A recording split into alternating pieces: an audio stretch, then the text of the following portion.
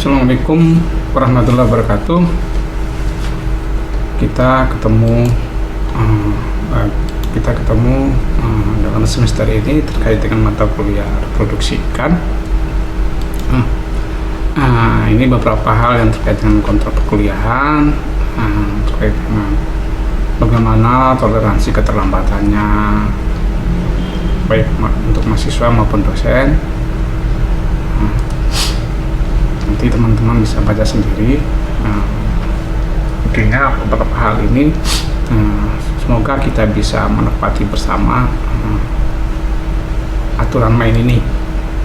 Dan yang berikutnya adalah terkait dengan metode ataupun model bentuk pembelajaran secara umum. Ada ceramah, diskusi, praktikum, presentasi mahasiswa, ada juga terkait dengan video, ada juga berbasis studi kasus, ada juga kolaboratif, dan juga ada pengetahuan. Secara umum reproduksi ikan ini ada 3 hal yang ingin dicapai. Yang pertama adalah mahasiswa diharapkan mampu menguasai konsep-konsep dasar daripada reproduksi ikan. Juga yang kedua adalah diharapkan juga mampu memahami dan menganalisis peran genetika dan lingkungan terhadap reproduksi ikan. Dan berikutnya adalah mampu menerapkan produksi ikan ini secara alami maupun secara artifisial reproduksi. Dan yang terakhir adalah diharapkan mampu merancang manajemen daripada reproduksi ikan. Ini yang diharapkan dari pembelajaran reproduksi ikan dalam semester ini. Sedangkan terkait hal itu ada juga beberapa hal, yakni terkait dengan tugas. Tugas ini ada berapa bentuk: tulis, tertulis, ada telaah kasus maupun laporan praktikum.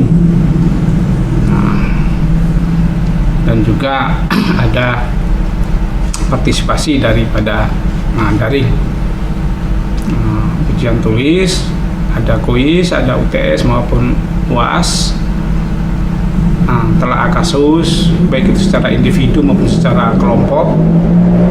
Begitupun laporan praktikum bisa berupa individu, bisa juga berupa kelompok. Ini yang diharapkan dari tugas itu sendiri. Dan sistem penilaian juga ada kait dengan itu. Teman-teman bisa memahami, membaca ini sendiri. Kalau kelompok pasti akan jatuhnya pada kelompok, dan juga individu, keaktifan juga, baik itu dalam bertanya maupun dan sebagainya. Dalam proses pengerjaan juga itu bisa dapat dinilai juga. Begitupun terkait dengan bobot penilaian dari 0 sampai dengan 100.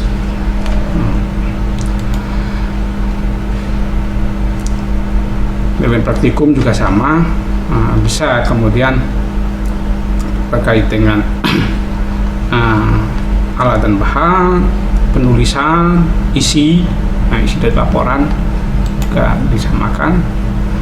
Terus kemampuan presentasi, bicara di depan umum, relevansi ataupun hubungan antara yang disampaikan, pertanyaan dan juga apa yang disampaikan, juga toleransi dalam kelompok seperti apa.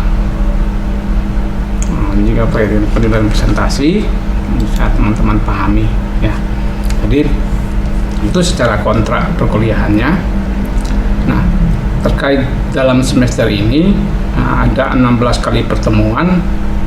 Di antara 2-nya adalah ujian.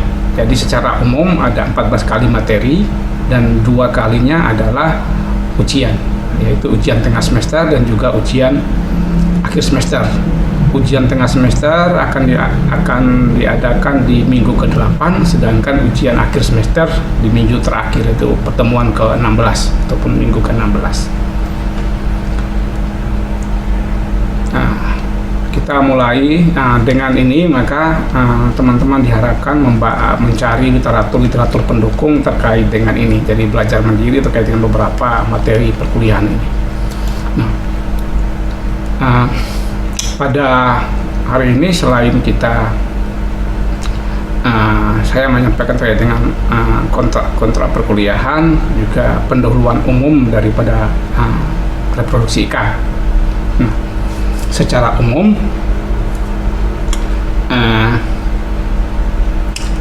secara definisi reproduksi ikan ini adalah proses biologis, ya, yang memungkinkan ikan itu mampu menghasilkan keturunannya melalui pematangan gonad, pembentukan gamet, ovum, dan spermatozoa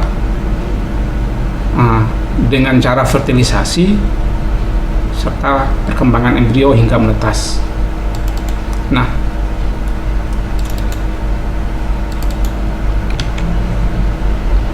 proses ini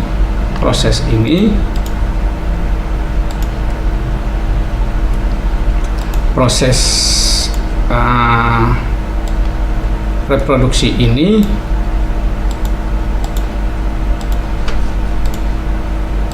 secara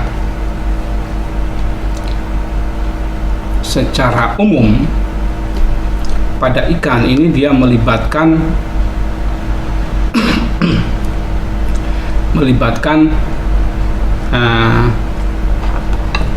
secara umum dia melibatkan beberapa faktor. Yang pertama adalah pematangan gonad.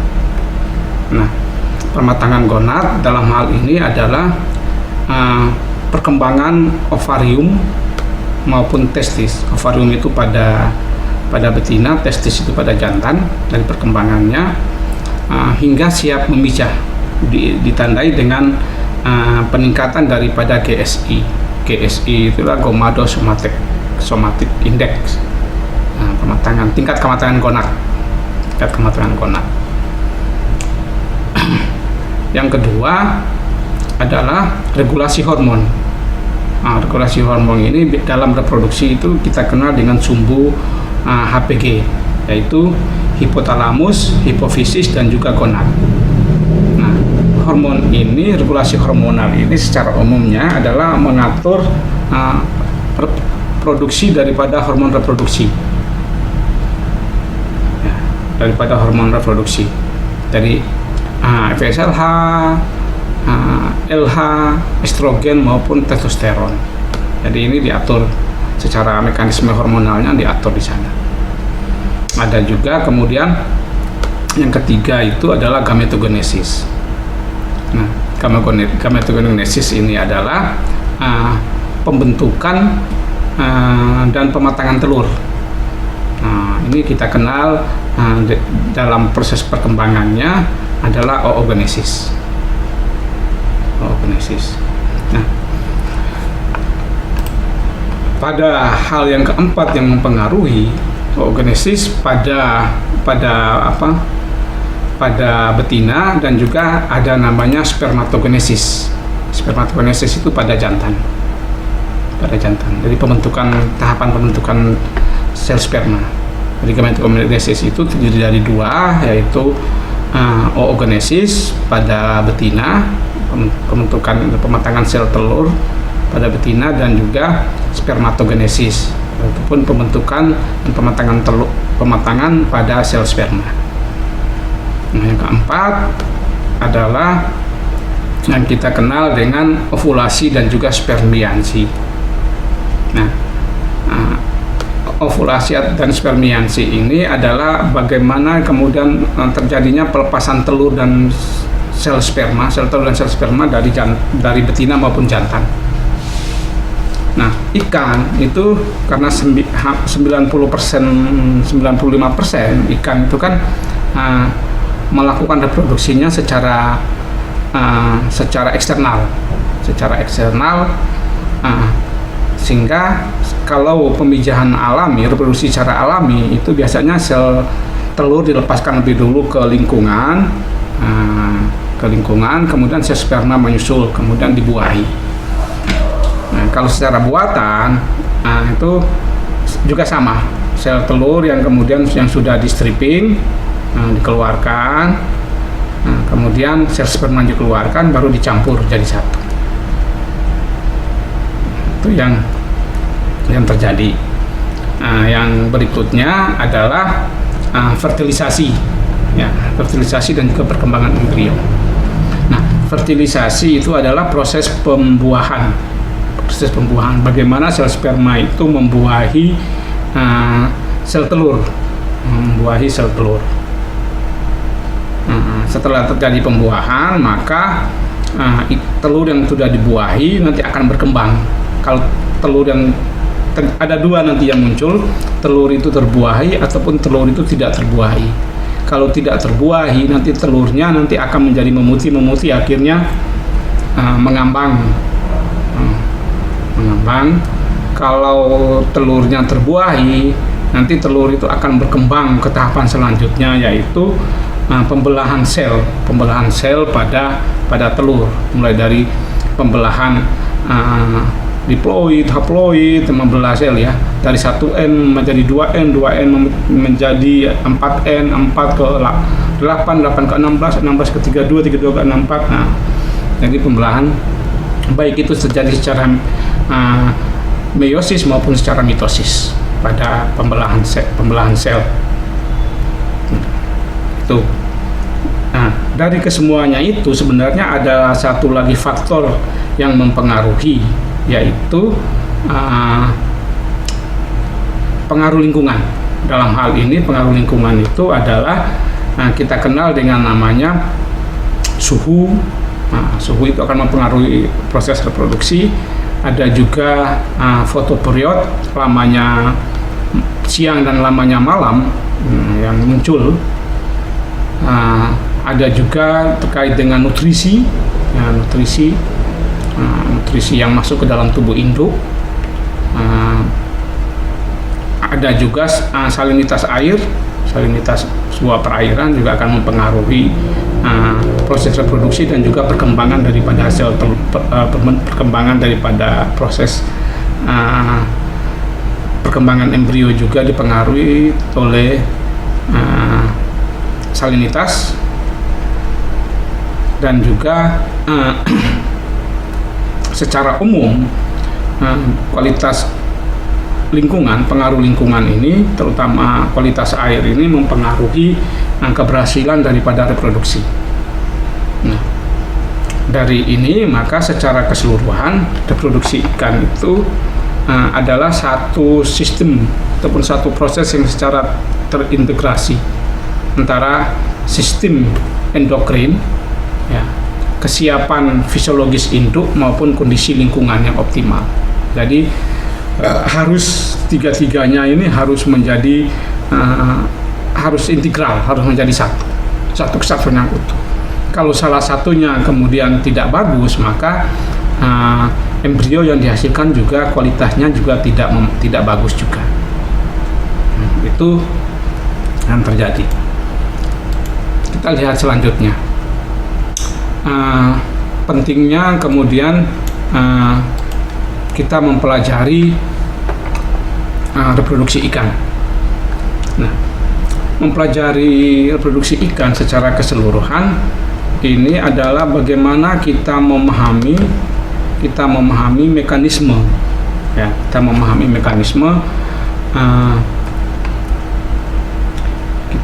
mekanisme pemijahan dan juga cara mengelola sumber daya perikanan secara berkelanjutan. Nah, ada beberapa perspektif, mulai daripada perspektif ekologi, ada juga nanti kita melihat perspektif ekonomi dan budidaya, serta perspektif daripada konservasi. Ada 3 perspektif yang berhubungan dengan manfaat kita mempelajari reproduksi ikan. Kita akan melihat satu persatu. Dalam perspektif ekologi, dalam perspektif ekologi, secara umum dalam perspektif ekologi itu reproduksi ikan ini merupakan komponen kunci di dalam dinamika populasi dan juga stabilitas ekosistem perairan. Kenapa? Karena di dalam dinamika populasi, parameter-parameter seperti fekunditas atau jumlah telur, kemudian LM, length maturity atau ukuran pertama kali ikan itu matang gonat, maupun musim pemijahan, kapan dia memijah, frekuensi pemijahan, berapa kali ikan itu memijah dalam setahun, serta sistem rekrutmen larva, ini akan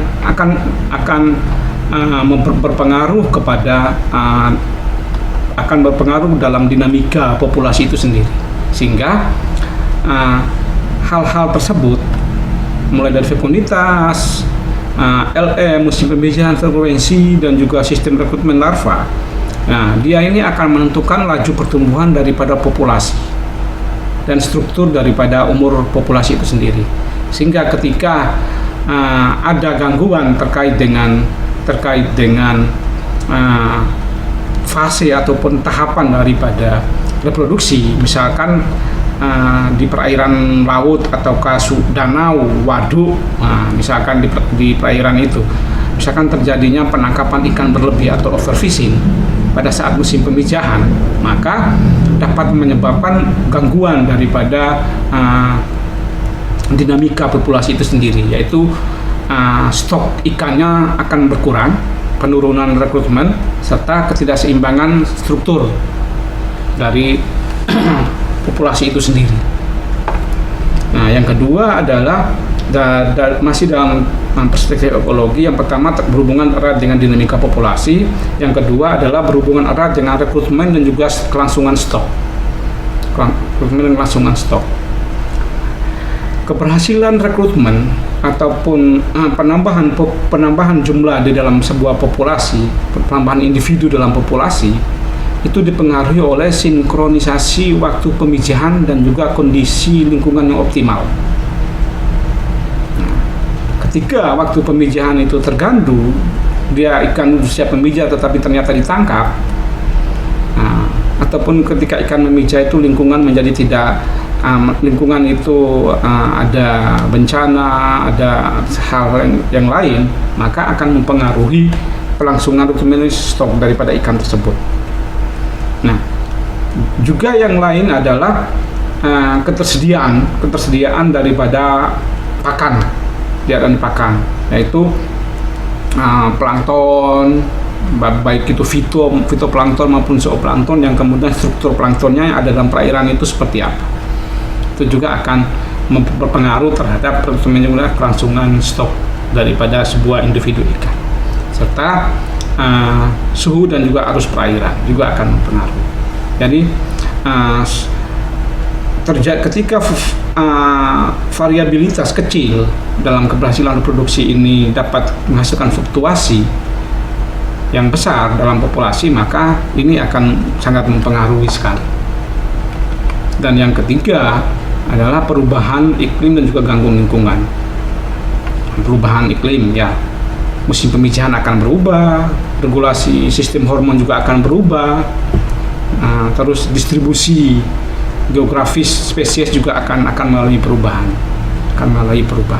karena kita tahu ikan itu kan hidupnya di air, jadi perubahan di air itu akan mempengaruhi struktur itu.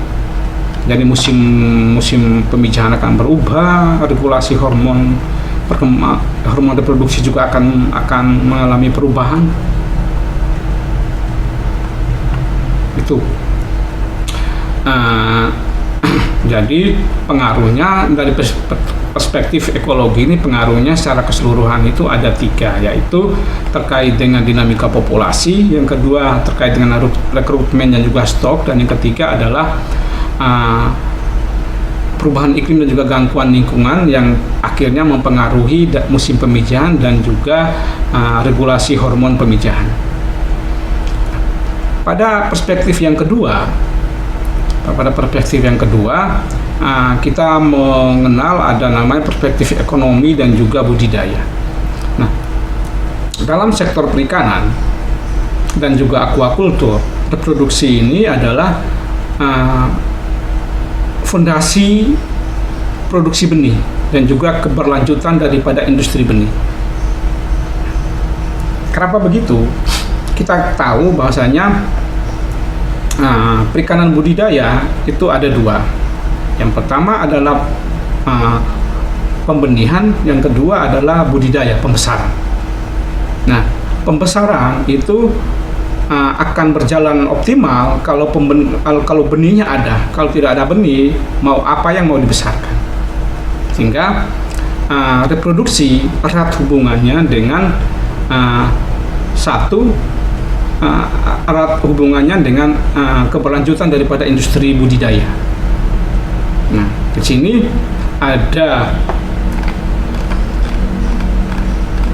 ada tiga hal yang penting menjadi catatan. Yang pertama adalah dalam perspektif ekonomi dan budidaya, yang pertama adalah optimalisasi produksi benih. Nah, pemahaman kita terhadap reproduksi ikan dalam hal ini adalah fisiologi reproduksi ini, maka kita akan memberikan pengetahuan kita tentang sistem induksi hormon terkontrol. Bagaimana kemudian ada proses induksi hormon. Nah, jadi seharusnya ini sudah musim pemijahan ini. Ternyata ikannya kemudian belum matang gonan dan sebagainya. Ada kemudian ketika kita mempelajari reproduksi, maka ada teknik kemudian induksi hormon. Bagaimana kita memasukkan hormon dari luar, hormon reproduksi dari luar ke dalam tubuh ikan agar kemudian gonad itu berkembang dan juga bisa memijah. Induksi hormon. Yang kedua adalah sinkronisasi pemijahan. Itu pasti sinkronisasi pemijahan. Ketiga adalah peningkatan kualitas telur dan larva. Jadi akan memberikan kita proses untuk kemudian intinya reproduksi benih. Ini reproduksi benih lagi. Intinya produksi benih, orang yang kemudian bisnis di pembenihan itu adalah larva atau benih yang bagus, yang berkualitas. Nah, benih berkualitas dalam budidaya itu ada secara keseluruhan itu ada dua, yaitu tahan penyakit dan juga cepat besar.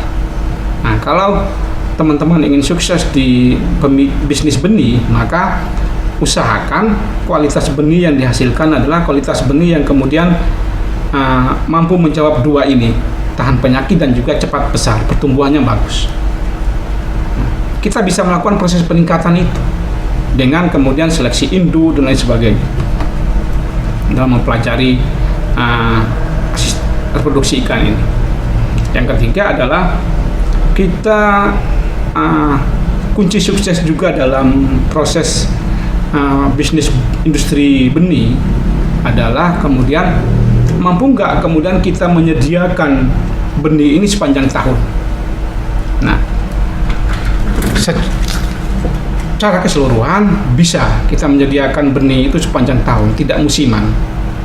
Dengan catatan investasi utama dalam bisnis industri pembenihan atau industri larva adalah investasi induk. Semakin banyak induk dengan kualitas yang berbeda, maka semakin berkelanjutanlah usaha industri tersebut, karena kita akan memberikan setiap saat kita mampu memberikan tawaran dengan kualitas benih yang kemudian yang bagus. Misalkan kita punya 100 benih, 100 induk dengan kualitas yang beda-beda, kita bisa kawin silang di antara 100 itu. Jadi misalkan A sama Z, nanti A sama Y, A sama X, A sama R, A sama W, A sama N. Jadi banyak kemudian kualitas benih yang kemudian kita hasilkan dan juga kita tawarkan. Nah, ini yang kemudian menjadi aspek lain mempelajari daripada industri. Dan pasti kita akan menguasai teknik-teknik terkait dengan selain kita tahu, kita juga harus bisa memahami teknik induksi hormonnya seperti apa.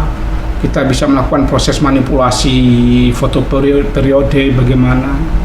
Kita juga bisa menguasai bagaimana mengontrol nutrisi induk ikan seperti apa biar telurnya bagus. Pakan seperti apa yang harus kita berikan, pakan dengan kandungan apa yang harus kita berikan, berapa kali pemberian pakan yang baik untuk induk. Jadi kita akan memahami itu semua. Nah, selain optimalisasi produksi benih, maka dalam perspektif ekonomi itu juga akan, ketika benih yang bagus, maka harga juga akan tinggi. Nah, ingat, ada barang, ada harga, ada barang. Ada harga, ada barang. Itu di mana-mana akan seperti itu. Jadi kita akan keberlanjutan usaha pembenihan atau industri pembenihan itu akan berlanjut ketika kualitasnya itu dapat kita pertanggungjawabkan, ataupun kemudian kita mampu menghadirkan kualitas yang bagus. Ketika kualitasnya bagus, maka harga juga akan mengikuti. Tidak mungkin kualitas bagus harganya murah, nggak ada itu. Jadi ada harga, ada barang. Yang kedua, ada selain produksi benih, yang kedua adalah kualitas gamet dan juga keberhasilan fertilisasi. Nah, kita tahu bahwasanya kualitas telur itu dipengaruhi oleh kandungan phytolecinin dan diameter daripada oosit serta komposisi asam lemak yang terkandung di dalam telur itu sendiri. Nah, sementara pada sel sperma itu biasanya dipengaruhi oleh motilitas sperma, ada juga konsentrasi sperma, sistem kekentalan sperma seperti apa, dan juga viabilitas daripada membran. Nah, ini harus benar-benar dipahami karena berkait erat dengan kemudian tingkat fertilisasi, keberhasilan sel sperma itu membuahi sel telur. Itu dipengaruhi dari itu tadi, dari motilitas sperma, konsentrasi dan juga viabilitas. Nah, itu yang kemudian mempengaruhi. Ketika kemudian kemampuan sel sperma untuk membuahi rendah, maka kita akan rugi secara ekonomi karena larva atau benih bibit yang akan dihasilkan kemudian menjadi sedikit. Dari sedikit juga akan mempengaruhi kemudian kepada proses penjualan, pendapatan yang kita dapatkan.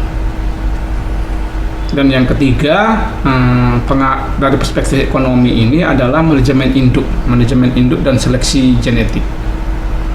Nah, seperti yang saya jelaskan sebelumnya, bahwasanya sistem reproduksi itu akan mengontrol, memungkinkan kita untuk mengontrol beberapa hal.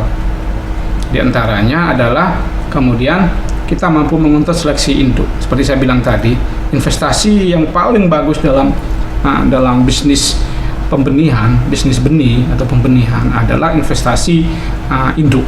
Semakin banyak induk, tapi dengan catatan induk dari berbagai jenis yang berbeda ya, berbagai jenis berbeda.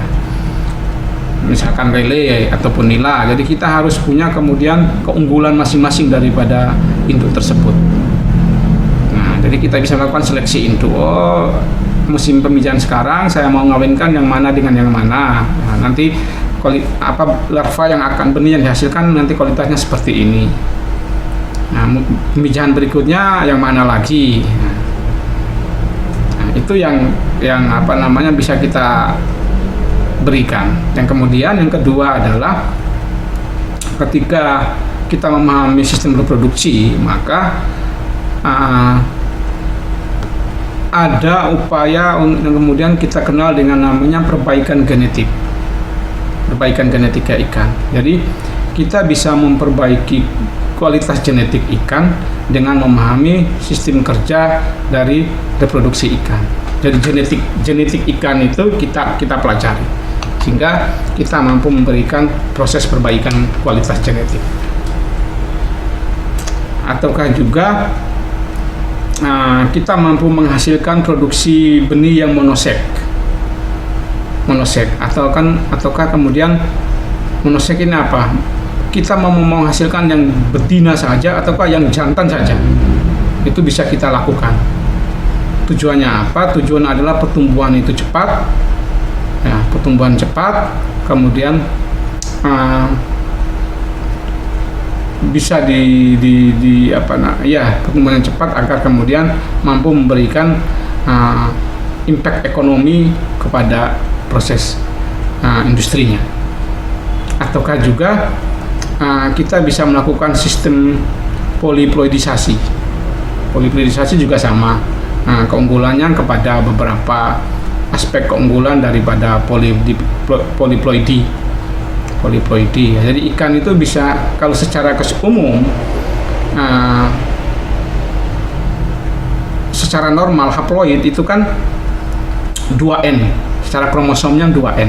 Nah, ketika poliploidi ini bisa dia menjadi 3N, biasanya kita kenal dengan triploidi, ataukah 4N ataupun tetraploidi. Nah, ini bisa, itu pengaruhnya kemudian kepada sistem pertumbuhan yang bagus maupun juga tahan penyakit akan terjawab di sini. Ataupun kemudian secara monosetnya juga bisa terjadi di sana. Nah, hal-hal tersebut akan berpengaruh jelas terhadap kemudian produktivitasnya meningkat, pasokannya stabil, serta daya saing daripada industri pembenihan.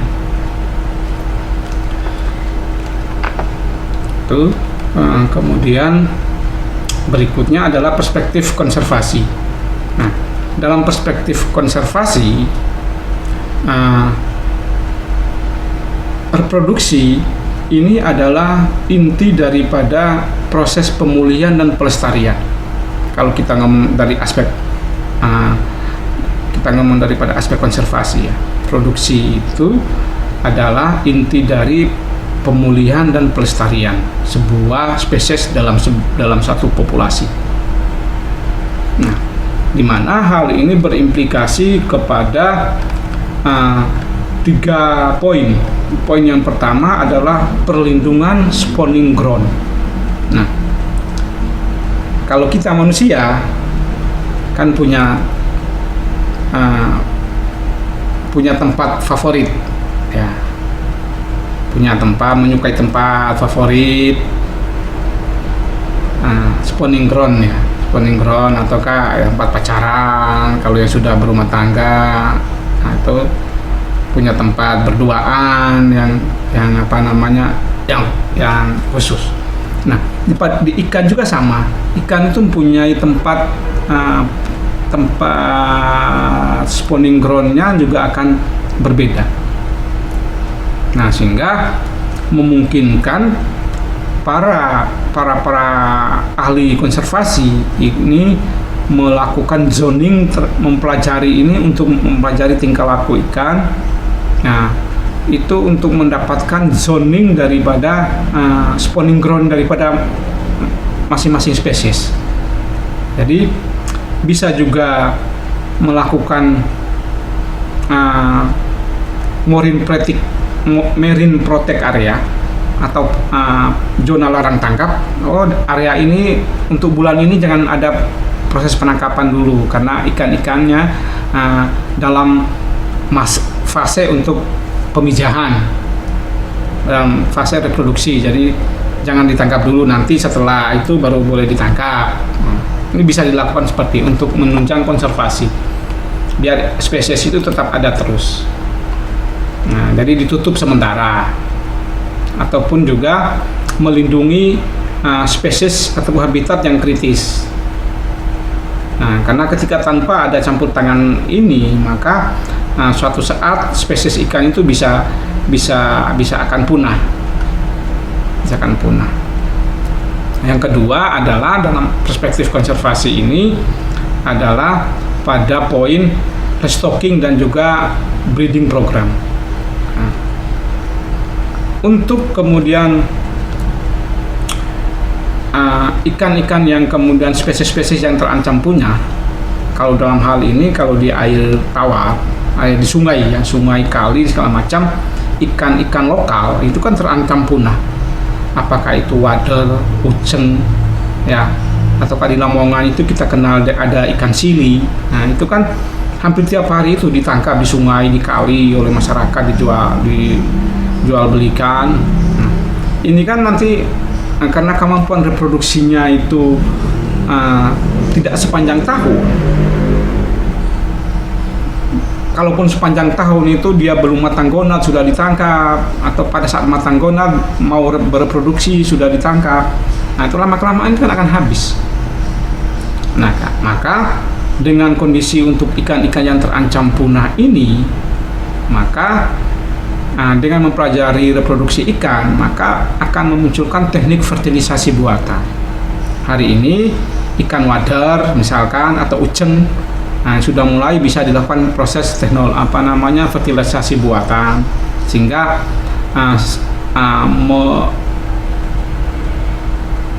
bisa dilakukan.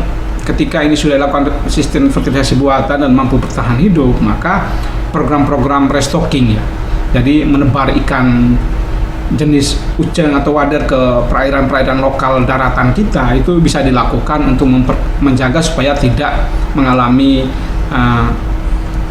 kepunahan, itu tetap dilakukan. Ataukah bisa juga dilakukan sistem bank sperma untuk kemudian ke sana, maupun kita merancang sistem hatchery berbasiskan konservasi. Ini masih jarang. Jadi pemijahan ikan kita lakukan untuk berbasis daripada sistem konservasi. Kita utamakan yang mana? Di Blitar itu ada kemudian yang sekarang muncul itu ada badarbang, segala macam itu, pelestarian macam itu bisa dilakukan. Ini yang kedua. Dan yang ketiga adalah poin penting dari perspektif konservasi yang ketiga adalah keanekaragaman genetik.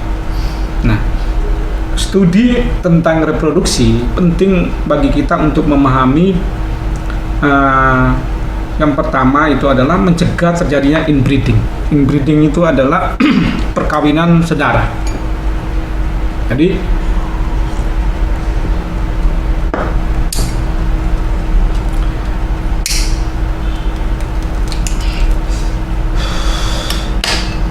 kalau di dalam, saya umpamakan manusia, ya, perkawinan sedara, inbreeding itu ya perkawinan sedara, bisa induk dengan ayah dengan anak, atau ibu dengan anak, atau anak dengan anak.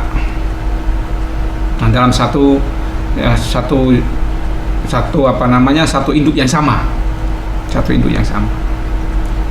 Nah, sehingga menghindari ini. Kenapa? Karena semakin dalam ilmu genetika,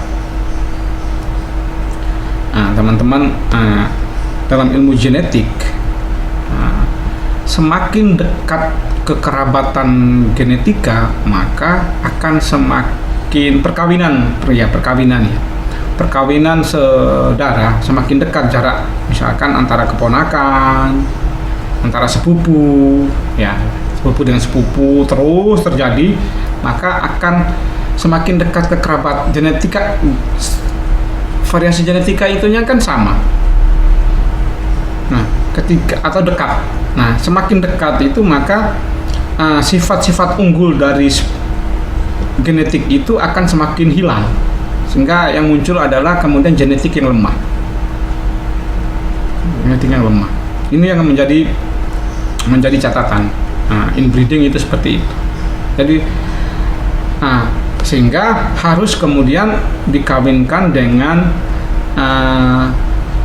lawan jenis yang kemudian secara genetiknya itu berbeda ataupun jauh. Jadi semakin jauh kekerabatan genetiknya itu, maka sifat unggul itu akan keluar semua. Misalkan nikah dengan bule, ya itu kan secara genetika nanti keluar semua, kekuatan pribumi keluar semua, sifat yang bagus. Nah, sifat yang bagus juga dari genetik yang bagus juga dari bule juga akan keluar semua, sehingga keturunannya itu akan menjadi bagus. Jadi itu yang terjadi. Mencegah terjadinya inbreeding atau perkawinan dalam biasanya istilahnya yang paling itu adalah perkawinan saudara ataupun dalam satu keturunan dalam satu induk. Sehingga variasi genetik ini terjaga semua. Itu. Nah, kalau tidak, kalau terjadi terus-menerus perkawinan sejenis, maka akan menurunkan ketahanan daya tubuh, juga adaptasi terhadap lingkungan juga akan mempengaruhi di sana, akan menjadi tidak bagus. Selanjutnya kita melihat terkait dengan karakteristik umum daripada reproduksi. Nah, secara keseluruhan, karakteristik reproduksi, nah ini penting untuk memahami mekanisme daripada proses pemijahan.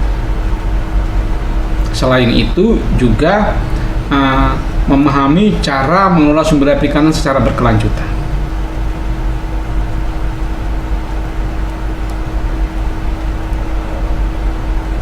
Nah, kita melihat yang pertama adalah kemudian fekunditas. Nah, fekunditas ataupun kemudian fekunditas. Nah, semakin besar ikan memiliki fekunditas yang tinggi, maka akan dia menghasilkan ribuan hingga jutaan telur dalam satu siklus pemijahan.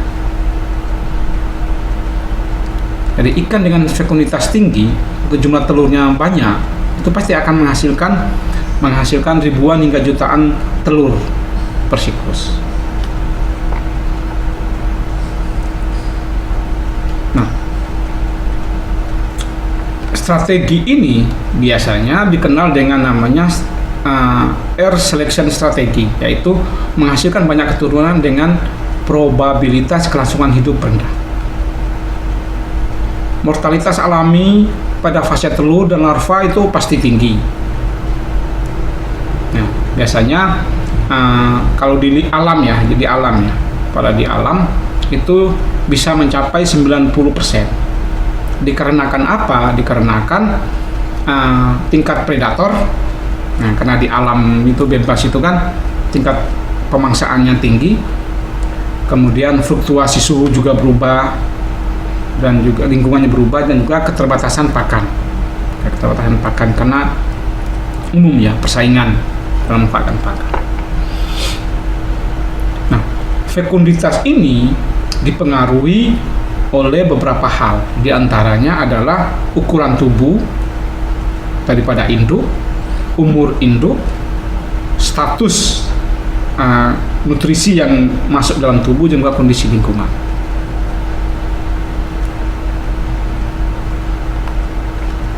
Sehingga ini menjadi penting. Yang kedua adalah musim pemijahan.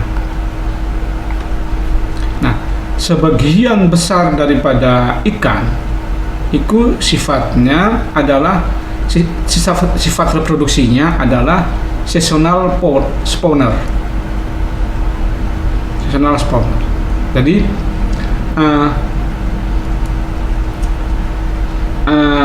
season, musim pemijahan. Nah, faktor utama yang mempengaruhi di sini adalah lagi-lagi adalah kualitas air ditambah dengan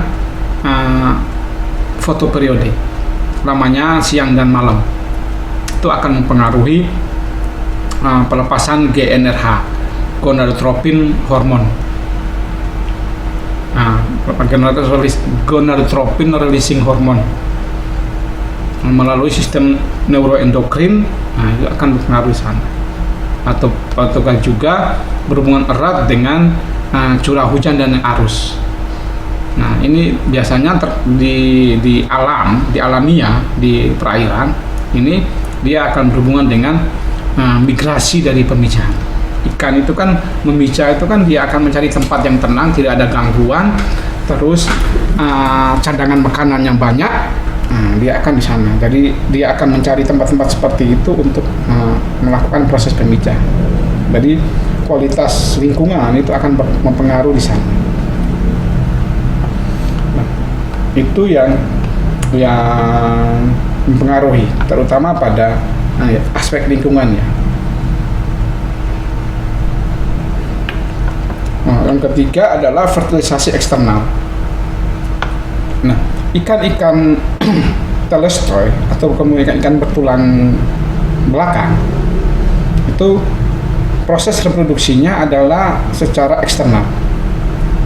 Ya, dalam artian telur dilepaskan ke air, sel sperma juga dilepaskan ke air, kemudian karena ada perubahan osmotik, sel sperma yang masih pasif akan menjadi aktif.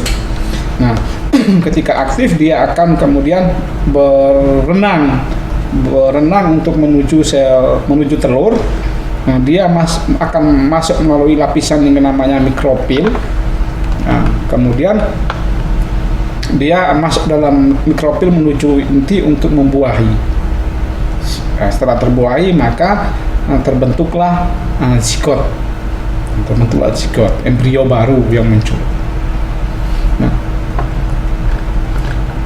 proses ini akan memberikan konsekuensi biologis adalah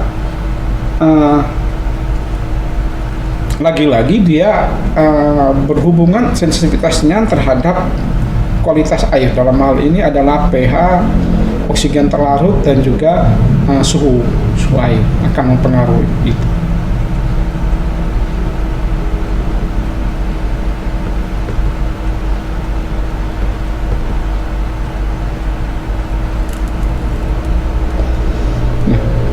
Poin yang keempat yang bisa dipahami dari karakteristik umum ini adalah perkembangan embrio dan larva. Nah, perkembangan ikan itu bersifat oviparous development. Dengan secara umum itu adalah 5 tahapan.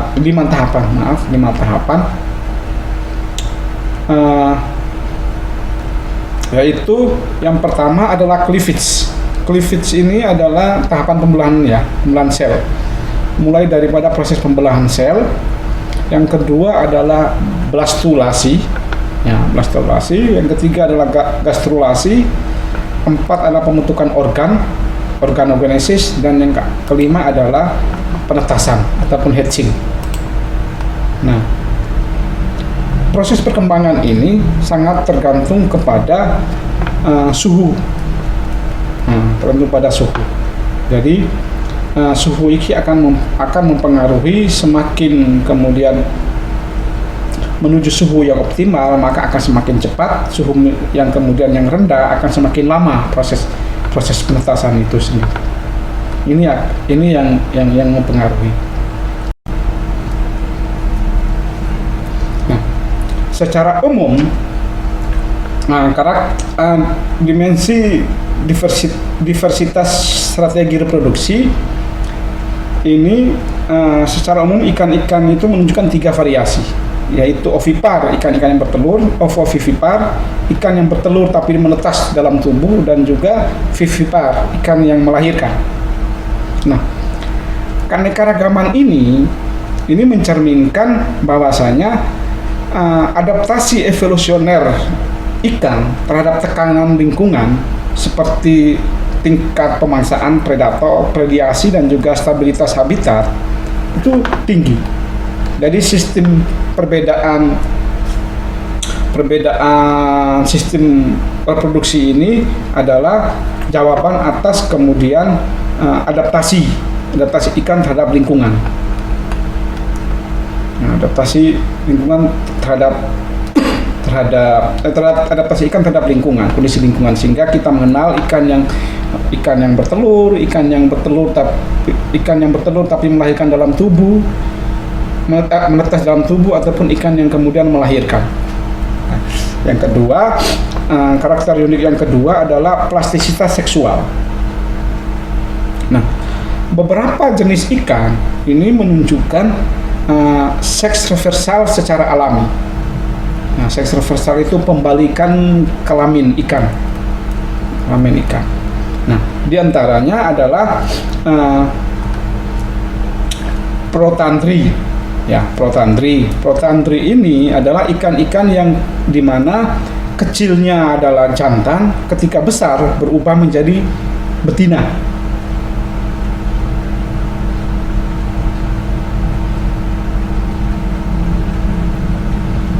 Yang kedua adalah protogini.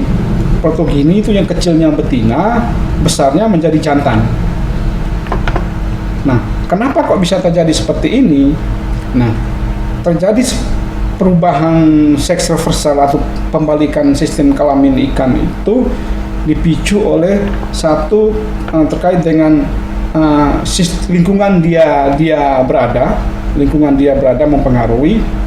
Nah, misalkan gini, ketika dalam rumah, seperti saya contohkan di manusia, ketika dalam rumah anak semuanya, misalkan ada lima anak, 4-nya laki-laki semua, yang bungsu perempuan, maka yang bungsu ini akan kelihatan tomboy karena lingkungan dia tumbuh dan berkembang itu didominasi oleh laki-laki, ataupun sebaliknya. Misalkan 4 itu perempuan, yang terakhir laki-laki. Nah, dalam perkembangannya dia laki-laki tapi agak sedikit gemulai, karena lingkungan dia tumbuh dan besar itu dominasinya adalah perempuan, sehingga akan mempengaruhi karakter dia. Bisa akan muncul seperti itu, perubahan dominansi ya, seperti itu. Ataukah adanya perubahan regulasi hormon tubuh. Nah, pergeseran antara estrogen menjadi androgen, ataukah androgen menjadi estrogen. Kalau estrogen menuju androgen, maka akan menjadi jantan. Kalau androgen bergeser menjadi estrogen, maka akan menjadi betina. Ya. Misalkan teman-teman kita, bukan teman-teman kita ya, jangan sampai teman kita seperti itu. Misalkan fenomena yang sekarang adalah muncul LGBT, transgender ya, yang misalkan yang ladyboy atau female atau waria, itu kan laki-laki tapi kemudian seakan-akan merasa dirinya perempuan. Nah, biasanya mereka akan melakukan suntik estrogen. Tiba-tiba dia punya payudara dan sebagainya. Ataukah kemudian fenomena berikutnya kebalikannya adalah teman-teman yang kita kenal dengan namanya lesbian pun begitu. Jadi ada kemudian yang memposisikan dirinya, baik lesbian maupun waria. Itu kalau waria jelas dia memposisikan dirinya adalah perempuan dengan suntik estrogen. Kalau di dalam lesbian juga dia ada yang salah satu dari dua itu, salah satu memposisikan dirinya sebagai laki, sehingga lebih banyak dia mengonsumsi hormon-hormon yang mengandung androgen. Jadi hal-hal contohnya seperti itu pada manusia. Jadi nah, hal ini menunjukkan bahwasannya sistem reproduksi ikan ataupun pada makhluk hidup secara keseluruhan itu sangat plastis dan secara umum dikontrol oleh adalah sistem endokrin dari tubuh. Ini yang mempengaruhi. Nah, ada lagi yang berikutnya adalah hermaprodit. Ya, hermaprodit. Nah, hermaprodit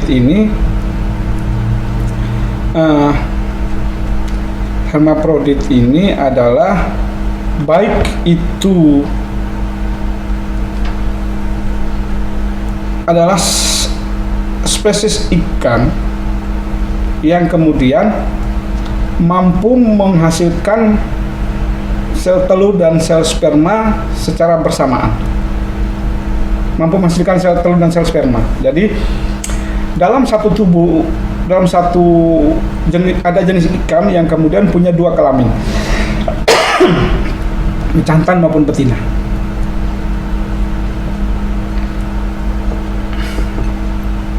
Nah,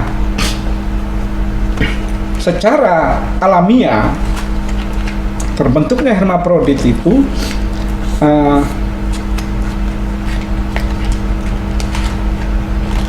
secara alamiah dalam di alam itu ada dua jenis hermafrodit. Yang pertama adalah hermafrodit yang kemudian simultan. Hermafrodit yang simultan. Hermafrodit simultan ini apa? Hermafrodit simultan adalah sistem hermafrodit yang mampu menghasilkan sel sperma dan juga sel telur itu secara bersamaan. Yang kedua adalah secara sekuensial. Secara sekuensial ini adalah perubahan jenis kelamin dalam siklus hidup. Jadi misalkan dia jantan, nanti setelah beranjak dewasa kemudian ada muncul kelamin betina juga, atau betina dalam perkembangannya dia tiba-tiba muncul kelamin jantan dalam satu individu. Nah, ini terjadi secara alamiah. Nah, dalam berbagai penelitian para ahli-ahli biologi reproduksi, nah hal ini adalah adaptasi juga terhadap struktur sosial daripada ikan, daripada sistem yang muncul.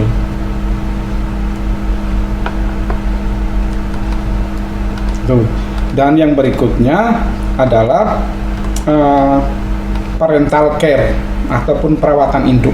Jadi ikan itu juga melakukan sistem parental care atau perawatan induk. Nah, kita bisa melihat ada beberapa jenis sistem parental care yang ada. Ada diantaranya adalah ikan-ikan induk sebelum dia memijah itu dia membuat sarang. Nah, dia membuat sarang. Nanti setelah memijah, telur-telurnya itu akan menempel pada sarang. Ada juga membuat gelembung di air. Nah, nanti telur-telurnya ditaruh di gelembung itu, disimpan di gelembung itu untuk menjaga terjadinya predator atau pemangsaan dari ikan yang lain. Ada juga yang kemudian dia menjaga anaknya, menjaga telurnya, menjaga larvanya.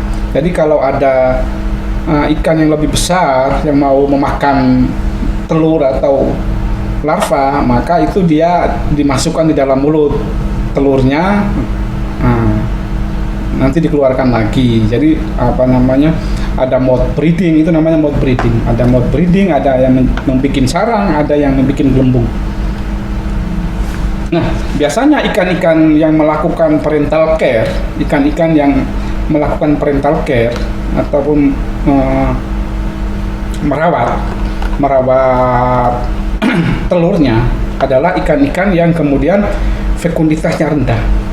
Jadi ikan-ikan yang telurnya sedikit itu, subhanallah, kekuasaan Tuhan itu memberikan dia sifat pengasuhan anak. Jadi ya, ikan yang telurnya sedikit itu diberikan keajaiban, dia mampu merawat telurnya agar supaya spesiesnya itu tidak punah.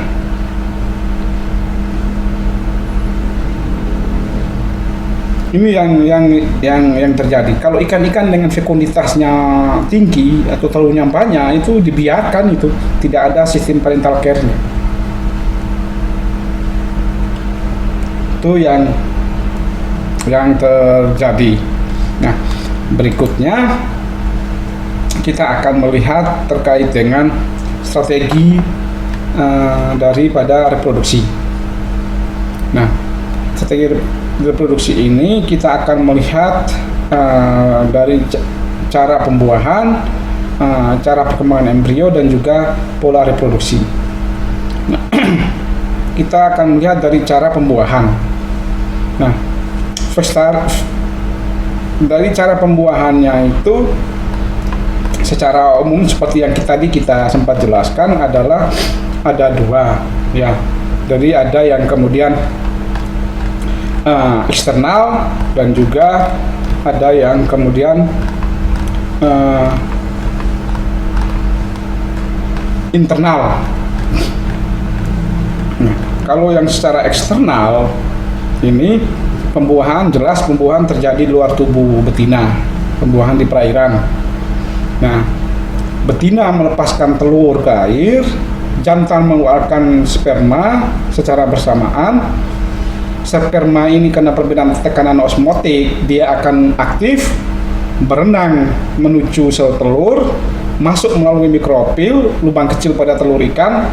Nah, setelah sperma masuk, terjadilah reaksi kortikal yang mencegah lubang tadi akan menutup, sehingga mencegah terjadinya polispermatik, mencegah terjadinya pembuahan ganda.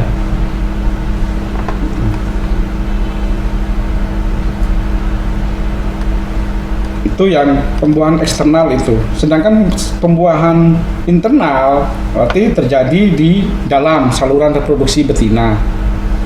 Nah, jantan secara mekanisme biologisnya,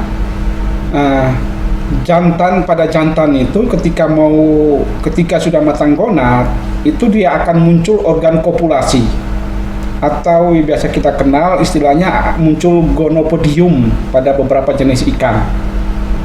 Nah, sperma itu ditransfer melalui lewat gonopodium ini langsung menuju kepada oviduct ya, langsung menuju pada oviduct daripada betina.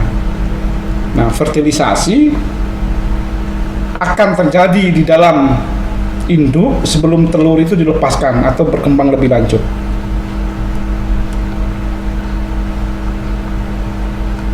Nah, itu kalau secara sistem cara pembuahannya ada internal, ada eksternal. Nah, cara perkembangan embrio seperti tadi yang sempat dijelaskan di belakang, ada 3 tipe ya, ovipar, ovovivipar, dan juga vivipar. Ovipar terjadi di perairan, embrio berkembang di luar tubuh induk. Tahapannya adalah sigot, blastula, gastrula, guanogenesis, kemudian muncul larva. Sedangkan ovovivipar, ovovivipar ini telur itu akan berkembang di dalam ovovivipar ini telur akan berkembang di dalam tubuh induk. Tetapi nutrisi untuk telur berkembang itu berasal dari kuning telur. Nah, biasanya ovovivipar ini dia tidak ada, karena dia berasal dari kuning telur, maka otomatis tidak ada plasenta seperti pada makhluk hidup lainnya. Tidak ada plasenta. Embrionya berkembang dalam oviduct serta larva lahir dalam keadaan kondisi hidup. Nah, dan dia hanya mengandalkan pada kuning telur. Biasanya pada ikan-ikan yang dengan kuning telurnya banyak. Yang berikutnya adalah, yang ketiga adalah vivipar ataupun melahirkan anak. Embrio berkembang di dalam tubuh induk dengan dukungan nutrisi langsung daripada induk. Berarti apa? Ada plasenta di vivipar ini. Jadi ada struktur analog plasenta yang muncul di sana. Sedangkan daripada pola reproduksi, maka ada total spawner. Jadi apa? Ikan itu memijah hanya sekali dalam satu periode pemijahan. Jadi dia akan mengeluarkan seluruh telur yang matang itu dalam satu periode pemijahan. Ada yang juga partial spawner. Ada juga partial spawner. Partial spawner ini adalah ikan-ikan yang kemudian memijanya secara berkala. Jadi telur itu tidak dikeluarkan sekaligus, tapi bisa dibagi menjadi 2 kali, 3 kali, atau 4 kali dalam satu musim pemijah. Jadi dia tidak sekaligus, dicicil. Oh, seperempat dulu, seperempat lagi, ataukah setengah, baru setengah. Jadi dia bisa memijah beberapa kali. Dia telur matang itu dikeluarkan secara bertahap. Ada yang namanya seasonal breeder. Nah, artinya apa? Reproduksi terjadi pada musim tertentu. Nah, biasanya ini faktor pengendalinya adalah fotoperiode, lamanya siang dan lamanya malam, karena akan berpengaruh kepada hormonal, suhu air juga, serta ketersediaan pakan. Ini akan mempengaruhi sistem regulasi hormon yang terjadi. Ada juga namanya continuous breeder. Ikan itu mampu melakukan reproduksi sepanjang tahun. Jadi dia tidak tergantung musim. Nah, kita di Indonesia yang masuk dalam daerah tropis ini banyak ikan-ikan jenis ini memijah sepanjang tahun.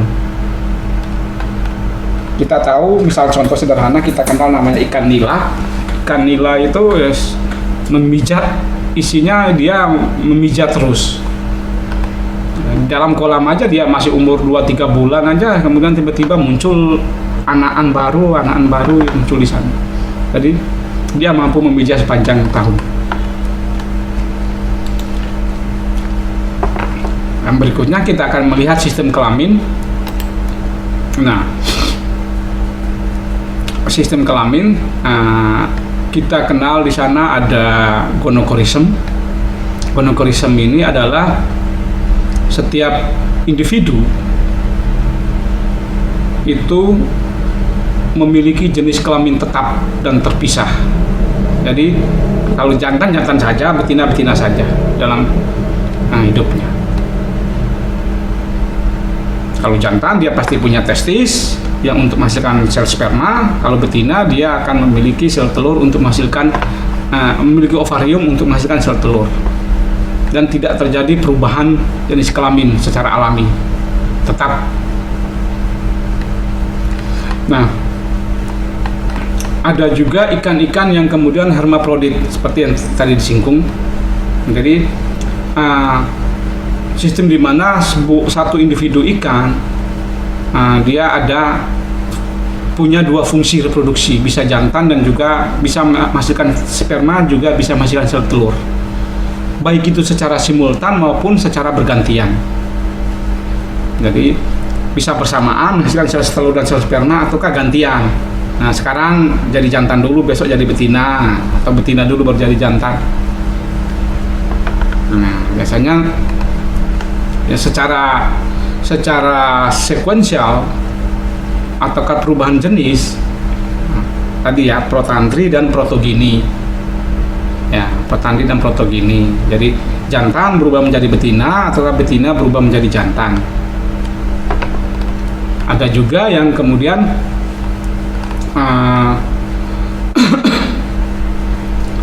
hermaprodit yang kemudian simultan. Jadi dua-duanya jantan dan betina dalam satu individu. Nah, ada juga dalam sistem reproduksi itu kita kenal namanya partenogenesis. Partenogenesis ini adalah sistem reproduksi pada ikan tanpa adanya pembuahan oleh sel sperma.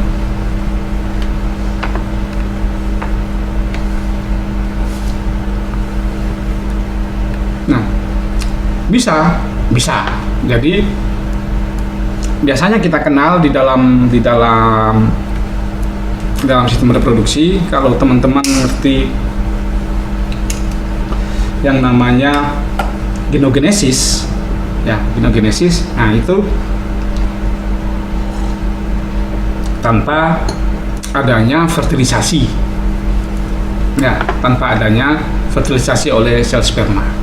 Jadi karena dalam ginogenesis itu kan sel spermanya telah di UV, telah di ultraviolet, sehingga kemampuan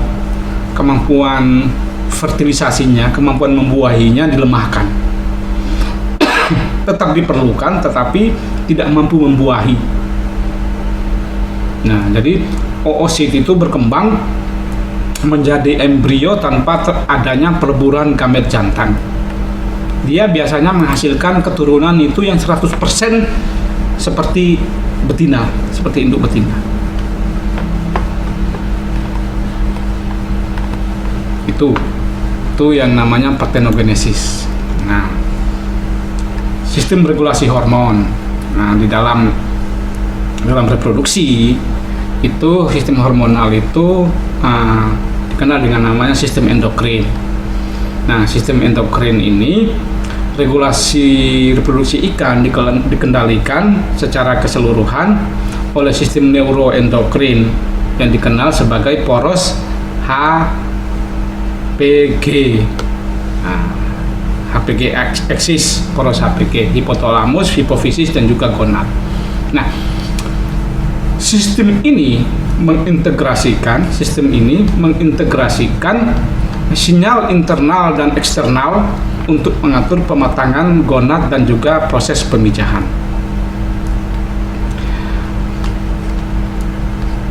Hipotalamus pada otak ikan itu akan menghasilkan hormon yang namanya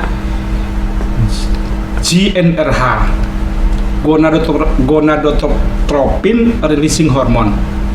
Nah, GnRH ini fungsinya adalah merangsang terjadinya hipofisis untuk melepaskan gonadotropin, mengontrol siklus reproduksi secara periodik, sensitif terhadap rangsangan lingkungan, dalam hal ini adalah fotoperiode dan juga suhu.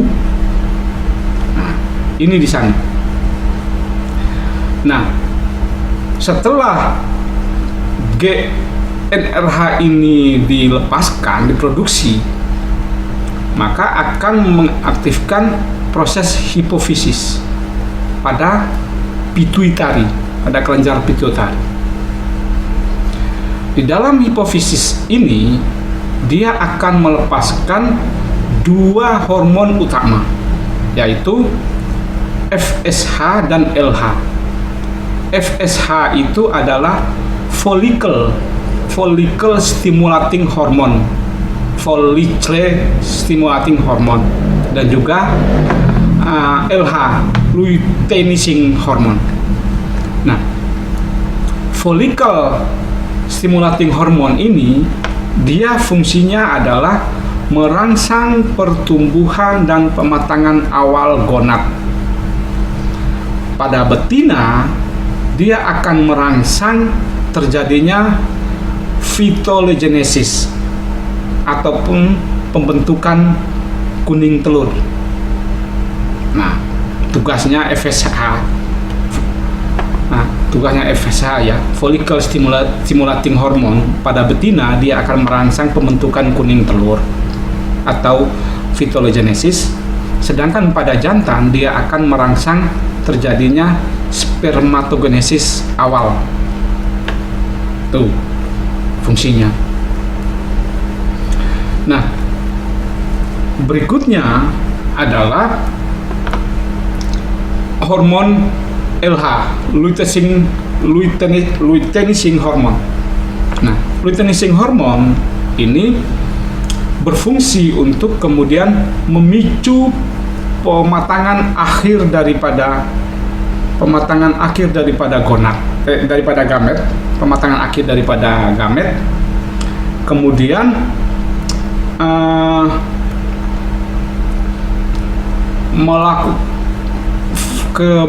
fungsi berikutnya adalah menginduksi ovulasi pada betina serta mengaktifkan pelepasan sel sperma pada jantan. Ini yang terjadi fungsi daripada luteinizing hormon. Jadi memicu pematangan akhir pada gamet, melakukan proses induksi ovulasi pada betina, serta mengaktifkan pelepasan sel sperma. Nah, kedua ini bekerja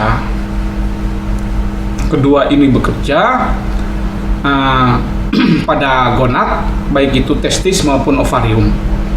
Nah, ketika bekerja ini, maka pada betina dia akan menghasilkan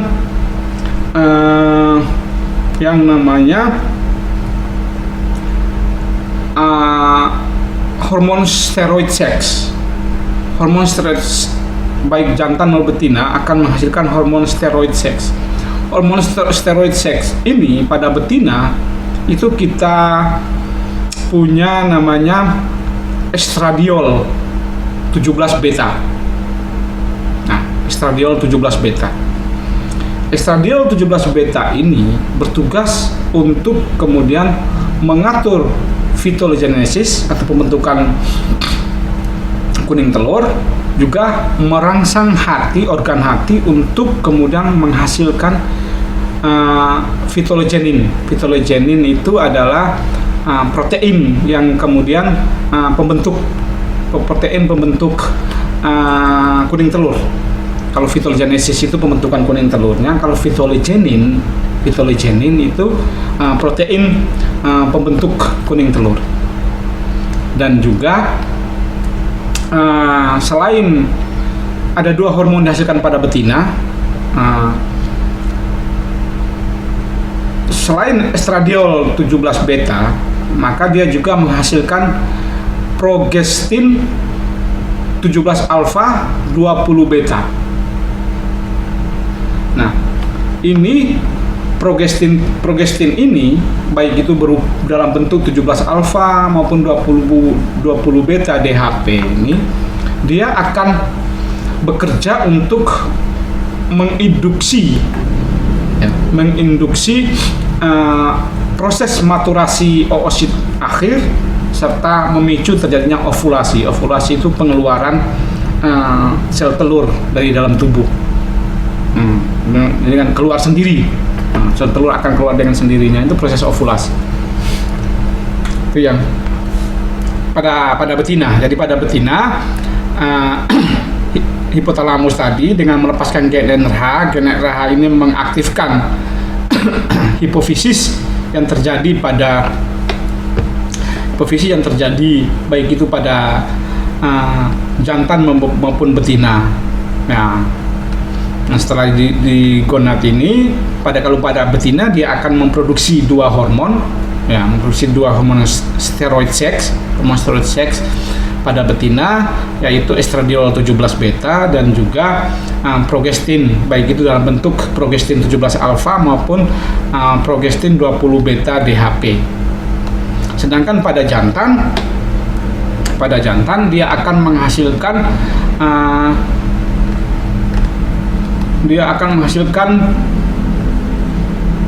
ketotestosteron. Nah, ketotestosteron. Nah, ini berfungsi untuk mengatur terjadinya spermatogenesis, serta yang kedua adalah mengontrol karakter seksual sekunder. Ini tugasnya ketotestosteron.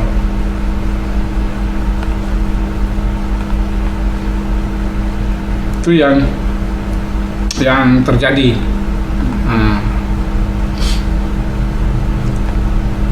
Pada sistem endokrin. Nah, ada juga pengaruh daripada faktor lingkungan. Pengaruh daripada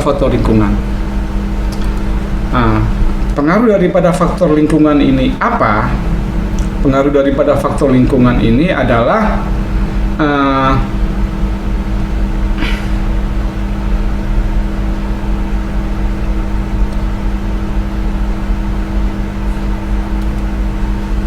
fotoperiode, namanya penyinaran, jadi namanya siang dan malam.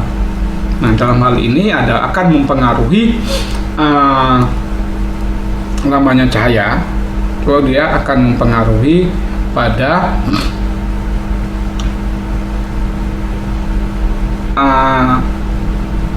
proses pengaturan sekresi daripada melatonin.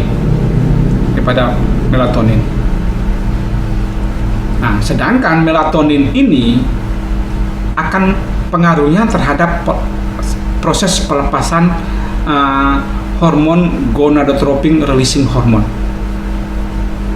Akan mempengaruhi kepada GnRH. Jadi fotoperiode ini akan mempengaruhi melatonin. Nah, sedangkan melatonin ini pengaruhnya kepada pelepasan GnRH oleh hipotalamus, dalam hipotalamus. Ini yang jadi pengaturannya di sana. Nah, yang kedua adalah kita kenal dengan namanya suhu air. Pengaruh daripada suhu air. Suhu air ini akan mempengaruhi laju metabolisme tubuh. Yang kedua, mempengaruhi aktivitas enzim reproduksi.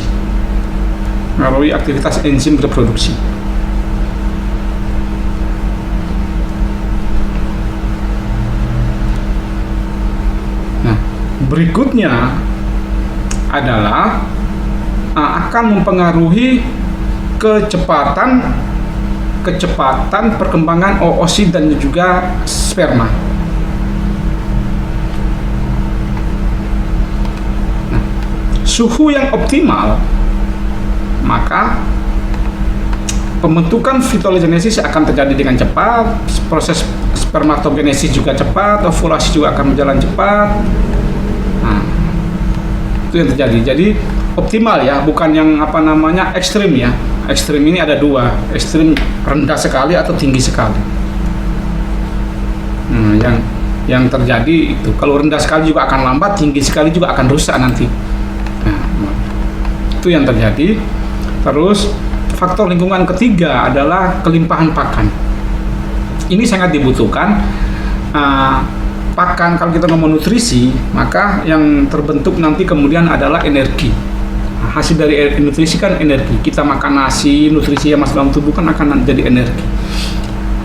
Nah, proses seperti itu, energi ini akan sangat penting digunakan untuk sintesis hormon, terjadinya proses sintesis hormon.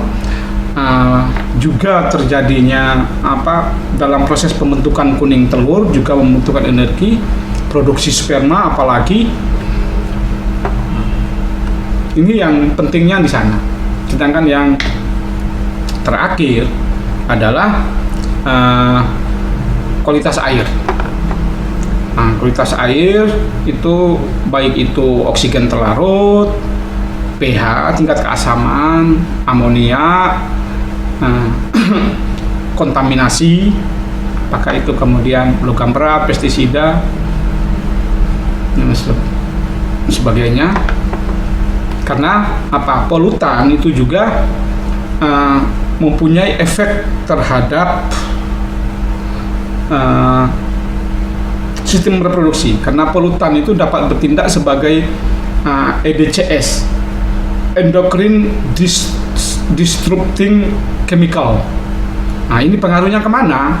Endocrine disrupting chemical atau EDC ini, dia pengaruhnya nanti kepada dia akan meniru hormon estrogen. Selain itu, dia akan menghambat proses sintesis androgen. Di proses sintesis androgen itu akan terhambat oleh polutan ini, kontaminan ini, dan juga akan mengganggu dalam proses perkembangan kelamin. Ini yang terjadi.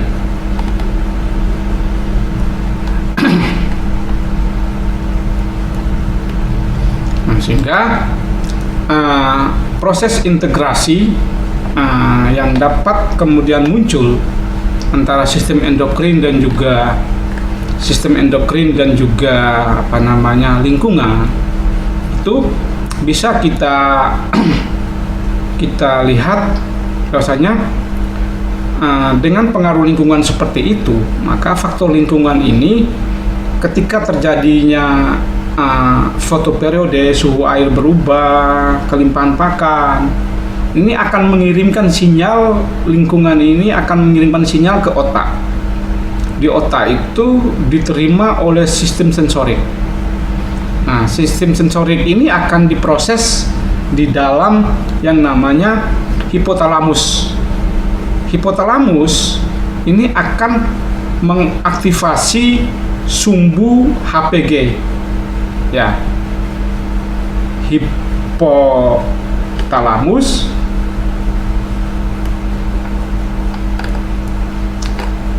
hipofisis dan juga gonad. Ya, sumbu HPG. Nah, sumbu HPG ini akan menghasilkan akan memproduksi hormon FSH dan LH yang kemudian itu tugasnya adalah untuk melakukan proses pematangan gonad, baik itu pada jantan maupun pada betina. Ketika ini sudah matang dan sudah sel sperma sudah siap dan juga sel sperma sudah siap, akan kemudian dikeluarkan dan terjadilah pemijahan. Dengan kata lain, peran daripada lingkungan adalah pemicu eksternal. Lingkungan itu pemicu eksternal. Sistem endokrin ini adalah mesin penggerak internal yang bekerja di dalam. Dan yang berikutnya adalah kita akan melihat siklus reproduksi. Ini kita akan melihat secara keseluruhan dari materi ini selama 1 semester ini, siklus reproduksi. Secara umum,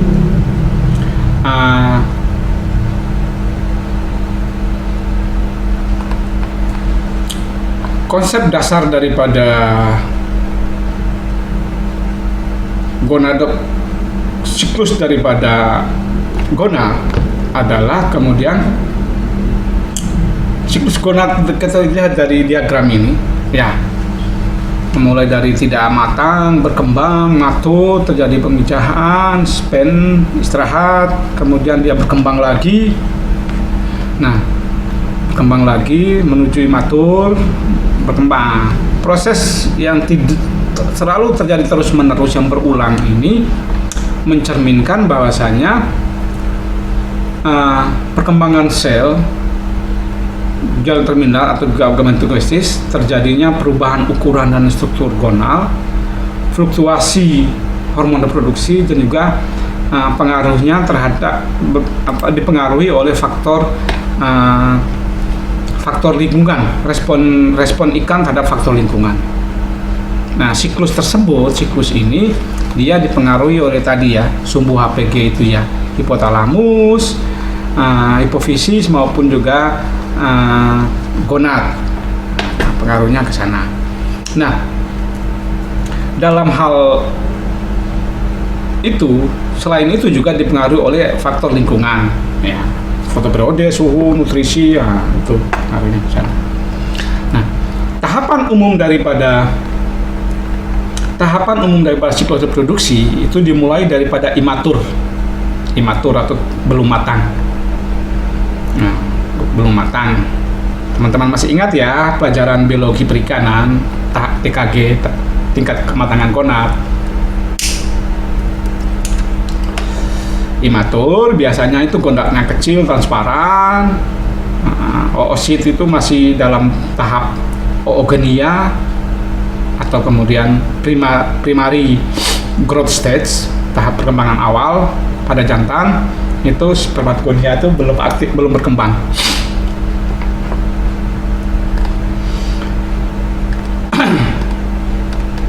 Kemudian ada namanya tahap developing atau tahap berkembang.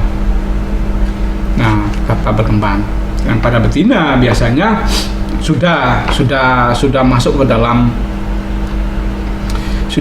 dalam tahap fitogenesis ya. Nah, kalau sudah masuk dalam tahap fitogenesis maka terjadi akumulasi kuning telur.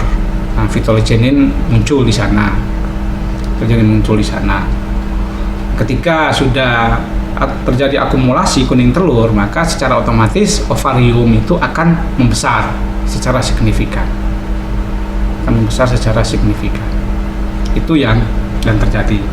Sedangkan pada jantan spermatogenesis itu akan aktif. Spermatogenesis akan aktif, kemudian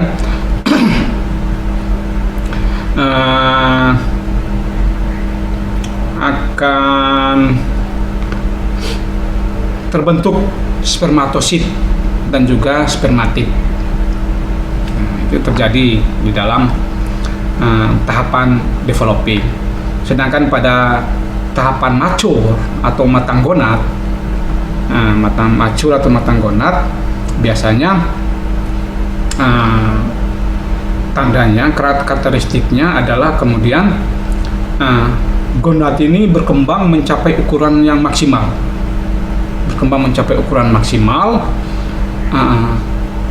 Oosit kemudian berada pada tahap form, final oosit maturation. Sperma terbentuk penuh pada lumen testis. Ini terjadi pada tahap mature, matang. Nah,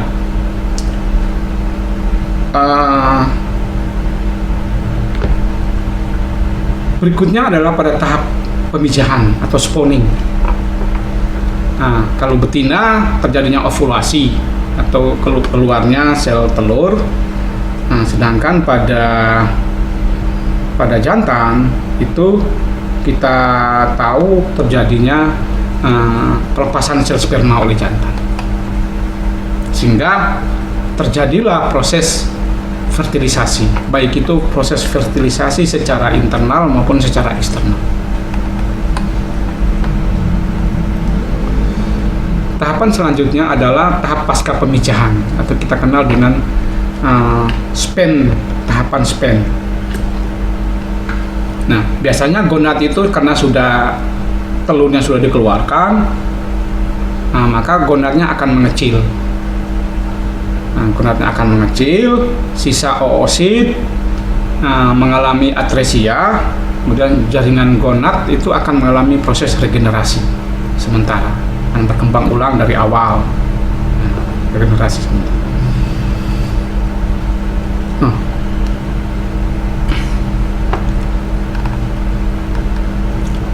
Berikutnya kemudian terjadi recovery, tahap pemulihan. Jadi regenerasi gonad, pembentukan oogenia dan juga spermatogonia baru, persiapan untuk siklus selanjutnya. Nah, ini terus terjadi. Nah, siklus ini akan berjalan terus sepanjang tahun. Nah, hal ini juga akan berpengaruh kepada dinamika energi dan juga indeks biologis. Karena selama siklus kematangan gonad atau gonadosomatic index GSI, maka yang terjadi kalau selama GSI itu kan akan meningkat dari tahap berkembang menuju tahap pematangan gonad. Nah, ketika ini terjadi, maka energi itu dialihkan dari pertumbuhan somatik ke reproduksi. Jadi energi itu lebih banyak dialihkan kepada reproduksi. Setelah spawning, setelah pemijahan, maka cadangan energi akan menurun.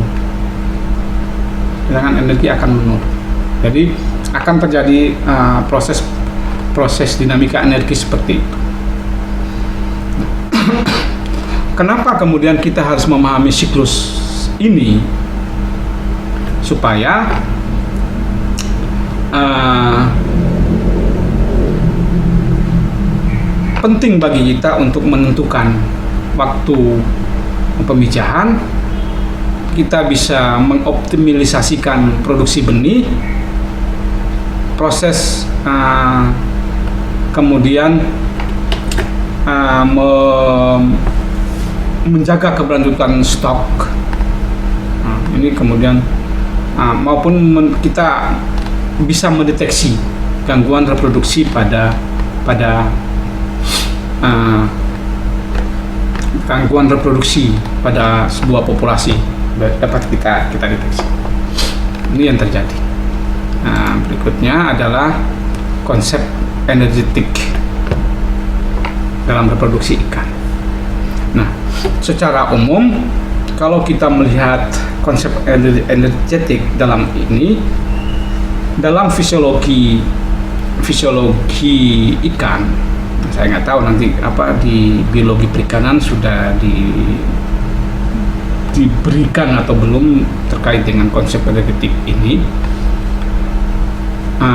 Secara fisiologis, energi itu kan berasal daripada asupan pakan yang kemudian itu didapat melalui proses metabolisme dan dialokasikan ke beberapa kompartemen utama, sehingga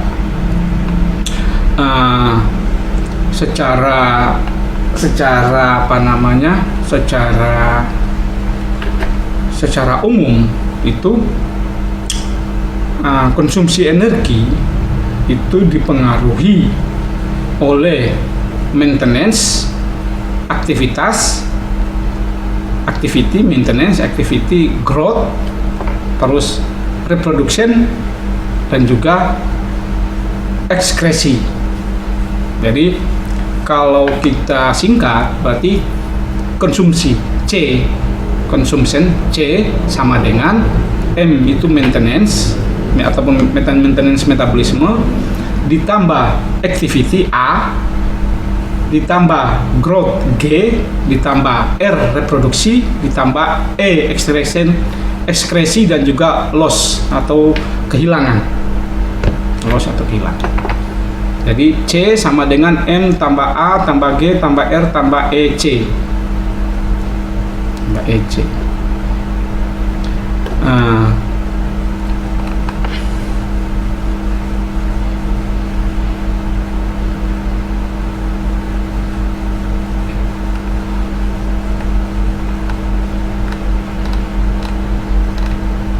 Itu yang muncul pada energi. Nah, pada alokasi energi ini bekerja di dalam proses pembentukan gonad. Nah, pada proses pembentukan gonad, energi ini dia akan energi ini secara biologis tadi sudah kita pelajari bahwasanya dari sumbu HPG itu tadi, hipotalamus, hipofisis, gonad, dengan sekresi gonadotropin releasing hormone, kemudian nanti akan menghasilkan FSH dan LH, kemudian akan menstimulasi ovarium dan testis. Peruntukan energinya pada tahap pembentukan gonad ini adalah energi itu dibutuhkan untuk proses sintesis protein untuk struktur gonad. Kemudian dia dibutuhkan juga untuk kemudian produksi hormon steroid, dalam hal ini adalah estradiol dan juga testosteron, dan juga digunakan untuk proliferasi jaringan dan vaskularisasi gonad. Ini yang terjadi. Sedangkan pada betina akan terjadi peningkatan GSI sebagai indikator bahwasanya investasi energi itu reproduktif. Itu yang terjadi. Alokasi energi berikutnya yang digunakan dalam produksi telur, dalam hal ini adalah proses oogenesis maupun fitologenesis. Nah, dalam hal ini, tahapan ini adalah tahapan yang kemudian merupakan tahapan yang membutuhkan energi terbesar, terutama pada betina, pada ikan betina. Nah, kenapa besar? Karena pada tahap ini peruntukan energinya itu digunakan untuk sintesis lipid, ya, cadangan energi pada embrio. Nah, lipid berarti kan lemak. Nah, proses sintesis lemak. Protein yolk, kuning telur, protein yolk, kemudian pembentukan membran telur juga di sana, kemudian ada lagi osmoregulasi daripada oosit. Nah, ini membutuhkan di sana. Nah, sedangkan pada perilaku pemijahan, nah, peruntukan energi ini digunakan untuk aktivitas renang intensif, produksi feromon. Feromon ini adalah satu zat kimia yang dilepaskan oleh betina itu untuk memberikan sinyal kepada jantan bahwasanya dirinya sudah siap untuk memijah. Nah, produksi feromon kemudian digunakan untuk terjadinya perubahan warna pada tubuh. Jadi kita tahu pada manusia pun mungkin sama, ketika kemudian proses perilaku pemijahan itu kan akan terjadi perubahan penampilan pada kita, ya, kulit semakin cerah segala macam sebelum itu yang terjadi. Jadi peruntukan energinya paling besar terjadi di sini, jadi perilaku pemijahan. Nah, alokasi energi juga digunakan untuk migrasi reproduksi. Nah, digunakan untuk aktivitas berenang yang dengan jarak yang jauh, mencari tempat yang aman dan nyaman, tidak ada gangguan. Kemudian digunakan juga untuk kemudian adaptasi osmoregulasi serta remodeling daripada jaringan.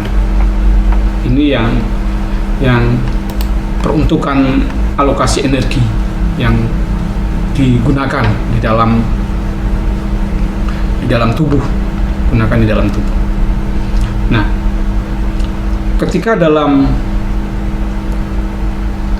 pemijahan, pada proses pemijahan alami maupun pemijahan buatan, itu kan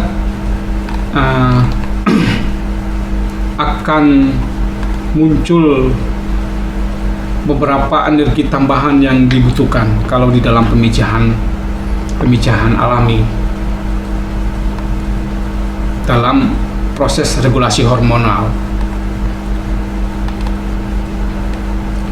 Nah, sedangkan pada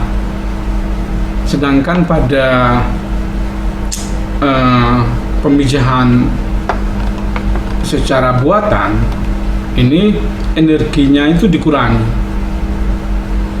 Dalam hal ini karena dia tidak membutuhkan proses eksplorasi dan juga tidak membutuhkan proses migrasi, sehingga energi ini lebih difokuskan pada proses pematangan gonal. Secara fisiologis, ya, kalau kita lihat secara fisiologis, maka proses pemijahan buatan itu akan memperpendek jalur regulasi alami dan juga mengurangi biaya ekologis, tetapi tetap memerlukan kesiapan energi secara internal.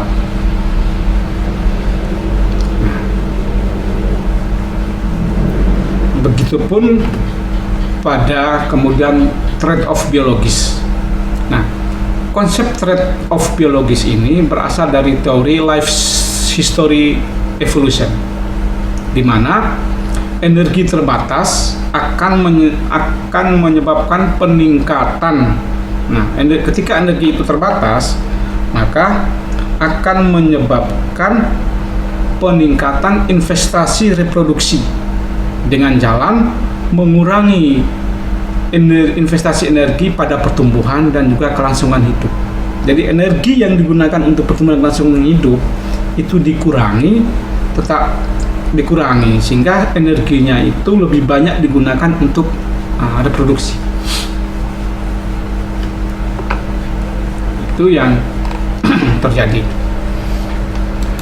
Nah, pada akhirnya kita akan mencapai pada tantangan reproduksi secara modern. Tantangan reproduksi secara modern ini adalah yang pertama terkait dengan perubahan iklim, karena kita tahu semakin hari iklim ini semakin tidak jelas perubahan iklimnya. Nah, sehingga yang ada adalah kemudian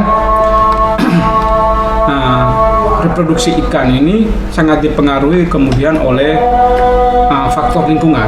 Dalam arti tadi ya, sering kita bahas tadi ulang, fotoperiode, suhu, ketersediaan pakan. Nah, ini yang terjadi. Sehingga ketika iklimnya ini menjadi tidak jelas, perubahan iklim dan pencemaran lingkungan, perubahan iklim menjadi tidak jelas, kemudian penurunan kualitas daripada lingkungan, maka akan menyebabkan terjadinya penurunan kualitas sperma dan juga sel telur. Yang pertama, tingkat fertilitas juga akan menurun. Kemudian tidak terjadinya sinkronisasi pemijahan pada populasi. Ini yang terjadi. Yang kedua adalah pencemaran dan juga endocrine disruption chemical (EDC). Nah, dalam hal ini adalah pencemaran seperti pestisida, logam berat, mikroplastik, limbah dari industri. Nah, itu akan memberikan dampak yang kemudian dampak kepada proses terhambatnya estrogen maupun testosteron, serta menurunkan fitogenesis, sehingga pengaruhnya adalah gangguan terhadap proses pembentukan gametogenesis. Ketergantungan pada hormonal, dalam aquaculture modern, pemijahan sering dilakukan dengan induksi, yaitu dengan menggunakan hormon gonadotropin releasing hormone analog, ada HCG, ada juga domperidone. Ini digunakan untuk menginduksi hormon dari luar, hormon kimia diinduksi dalam tubuh untuk membantu hormon alam. Kemudian juga seringkali terjadi penurunan keanekaragaman genetik dan juga fekunditas. Dalam hal ini adalah genetic bottleneck. Di dalam hatchery ini disebabkan karena induk terbatas. Jadi proses inbreeding meningkat Konsekuensinya adalah daya tahan larva akan turun. Kemudian mortalitas tinggi, fekunditasnya juga menurun.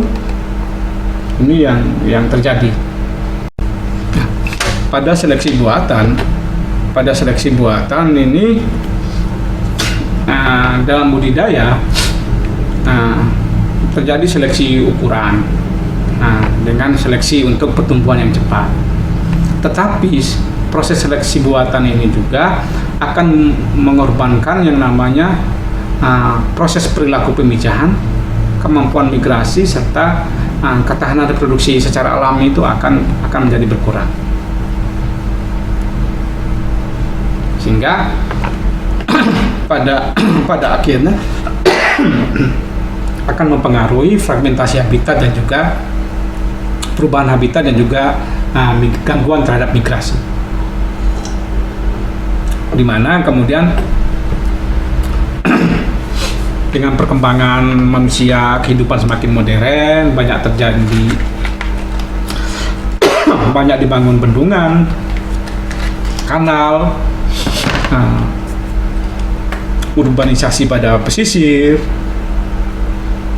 Ini kemudian akan mengganggu rute migrasi ikan. Ya, karena biasanya dalam reproduksi itu ada ikan yang kemudian besarnya di laut, dia akan memijah di payau, begitupun sebaliknya. Ini akan terjadi di sana. Nah, itu teman-teman secara keseluruhan materi pendahuluan ini silakan dibaca dan dipahami. Jangan lupa tadi silakan menggoogling untuk materi-materi selanjutnya untuk menjadi pegangan sebagai bahan untuk proses kita berdiskusi kemudian. Itu yang dapat saya sampaikan. Kita akan ketemu lagi pada pertemuan berikutnya. Terima kasih. Wassalamualaikum warahmatullahi wabarakatuh.